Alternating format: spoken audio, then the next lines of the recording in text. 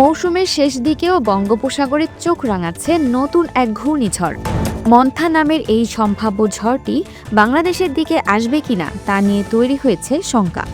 মৌসুমের শেষ দিকেও ঘূর্ণিঝড় সৃষ্টির আশঙ্কা দেখা যাচ্ছে বঙ্গোপসাগরে। আগামী ৩ দিনের মধ্যে সাগরে একটি ঘূর্ণিঝড় সৃষ্টি হবে বলে পূর্বাভাস দিয়েছে বাংলাদেশ ওয়েদার অবজারভেশন টিম।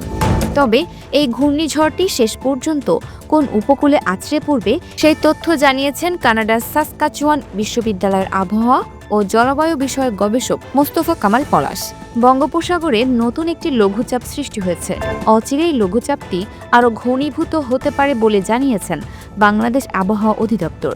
ধীরে ধীরে এই লঘুচাপটি পশ্চিম ও উত্তর পশ্চিম দিকে অগ্রসর হয়ে আগামী ২৬ তারিখের মধ্যে সুস্পষ্ট লঘুচাপ ও নিম্নচাপে পরিণত হওয়ার শঙ্কা রয়েছে।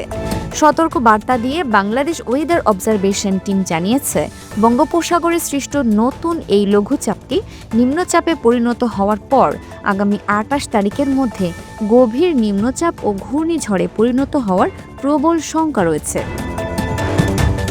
এই ঘূর্ণিঝড়ের নাম দেওয়া হয়েছে মন্থা এবং এই নামটি থাইল্যান্ডের দেয়া। থাই ভাষায় এর অর্থ সুন্দর ফুল। তবে শেষ পর্যন্ত লঘুচাপটির ঘূর্ণিঝড়ে পরিণত হওয়ার শঙ্কা কতটুকু তা নিয়ে একটি বার্তা দিয়েছেন কানাডার সাসকাচুয়ান বিশ্ববিদ্যালয়ের আবহাওয়া ও জলবায়ু বিষয়ক গবেষক মোস্তফা কামাল পলাশ। ২৪ অক্টোবর সামাজিক মাধ্যম ফেসবুকে এক পোস্টের মাধ্যমে এমন বার্তা দেন তিনি। মোস্তফা কামাল পলাশ লিখেন, দক্ষিণ বঙ্গোপসাগরে একটি লঘুচাপ সৃষ্টি হয়েছে। ২৪ অক্টোবর এই লঘুচাপটি ঘূর্ণিঝড়ে পরিণত হওয়ার সম্ভাবনা অপেক্ষাকৃত কম। লঘুচাপটি আগামী ২৭ থেকে ২৮ অক্টোবর ভারতের অন্ধ্রপ্রদেশ উপকূলের উপর দিয়ে স্থলভাগে প্রবেশ করার আশঙ্কা করা হচ্ছে। বাংলাদেশ ও ভারতের পশ্চিমবঙ্গ উপকূলের দিকে এর আসার সম্ভাবনা খুবই কম। আবহাওয়াবিদ পলাশ আরও লিখেন, লঘুচাপের কারণে সৃষ্টি হওয়া মেঘের কারণে আগামী ২৯, ৩০ এবং ৩১ অক্টোবর বাংলাদেশে হালকা থেকে মাঝারি মানের বৃষ্টির আশঙ্কা করা যাচ্ছে। অপেক্ষাকৃত বেশি পরিমাণের বৃষ্টির সম্ভাবনা রয়েছে রাজশাহী, রংপুর ও ময়মনসিংহ বিভাগের জেলাগুলোতে।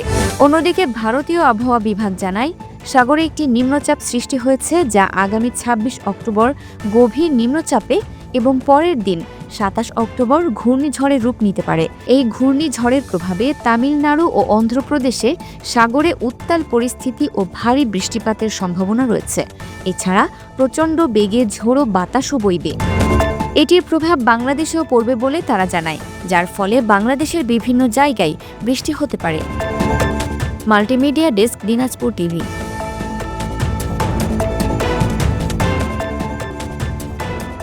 দিনাজপুর টিভি, মানুষের জীবনের কথা বলে।